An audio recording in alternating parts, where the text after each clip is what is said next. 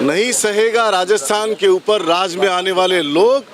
और कल कानूता थाने क्षेत्र के अंदर एक महिला नग्न अवस्था में प्राइवेट पार्ट को जलाया गया, ब्रूटली मर्डर्ड किया गया और विधानसभा चल रही है, कोई संज्ञान नहीं है।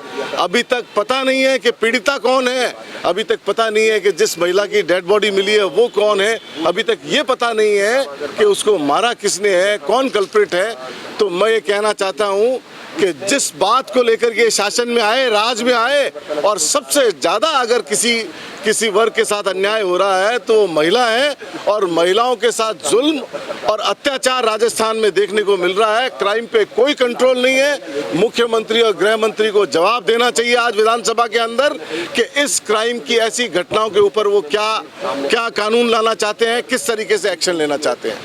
आज धर्म परिवर्तन कानून लाया जा रहा है राजस्थान के अंदर 16 साल बाद, क्या रिएक्शन रहेगा? शुक्र है कि परिंदों का कोई धर्म नहीं होता, वरना आसमान में भी कुछ न कुछ कत्लेआम हो जाता है और खून की होली आसमान से होती है। मैं ये कहना चाहता हूँ कि बहुत से काम हैं जो सरकार को करने चाहिए।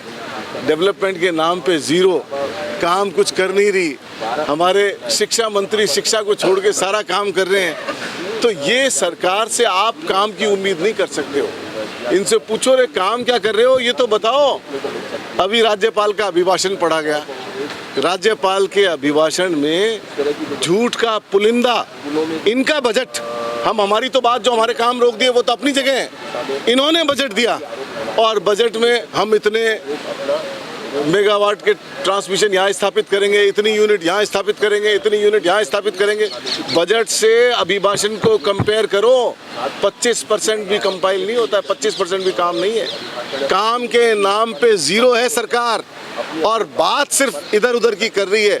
अभी बजट सत्र चलेगा, दिल्ली ने बजट दिया केंद्र सरकार ने और बजट एक बार फिर, पिछले बजट में 30,000 करोड़ रुपए बिहार ले गया, इस बार फिर कानों नाकों में नकेल डाल करके बजट को बिहार की तरफ मोड़ दिया गया और राजस्थान की जनता के साथ नाइंसाफी है।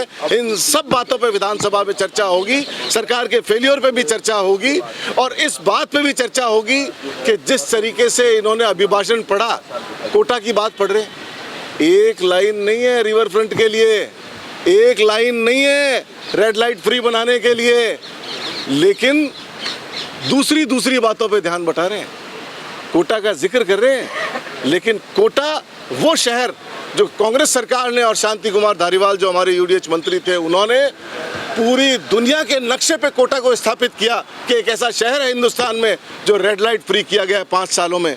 एक ऐसी जगह है, ऐसी रिवर है जो बिल्कुल चारों तरफ कंजेस्टेड कच्ची बस्ती से निकलती थी, आज वहाँ एक शानदार रिवर फ्रंट बनाया गया है। पूरे देश और दुनिया में कोटा ने अपने आप को नक्शे में स्थापित किया है। इन सब बातों पे ध्यान नहीं देंगे, ये वो बात बताएंगे जो ध्यान भटकाने वाली है, ध्यान दिलाने वाली बात नहीं बताएंगे। लेकिन हमारा दायित्व है, हमें जनता ने विपक्ष में जिम्मेदारी दी है, हम सब बातें, जनहित की बातें जनता के लिए उठाएंगे। भाई आज प्रदेश के सरकारी और केंद्र सूर्य नमस्कार एक वर्ल्ड रिकॉर्ड बनाया, किस तरह शिक्षा मंत्री ने देखिए, सूर्य नमस्कार का ऑर्डर किया और वर्ल्ड रिकॉर्ड बनाया, मुझे इसमें आपत्ति नहीं है।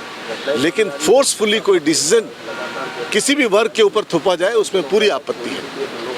आदमी अपनी आस्था से, अपने आचरण से कोई कुछ भी अडॉप्ट करना चाहे वो स्वतंत्र है, हिंदुस्तान का कानून उसको इजाज़त देता है।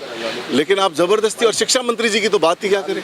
शिक्षा मंत्री जी शिक्षा को छोड़ के सारा काम करते हैं, शिक्षा की बात नहीं करते हैं। शिक्षा की बात क्या करते हैं, 450 स्कूल बंद कर देंगे, अंग्रेजी माध्यम बंद करेंगे।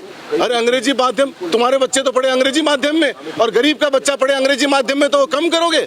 इसका कारण है, और ये ध्यान भटकाने का कारण क्या है कि हमने जब ये 3,3500 अंग्रेजी माध्यम स्कूल खोली तो नतीजा ये हुआ कि आदर्श विद्या मंदिर के एडमिशन कम हो गए, संख्या कम हो गई है, एनरोलमेंट कम हो गया है।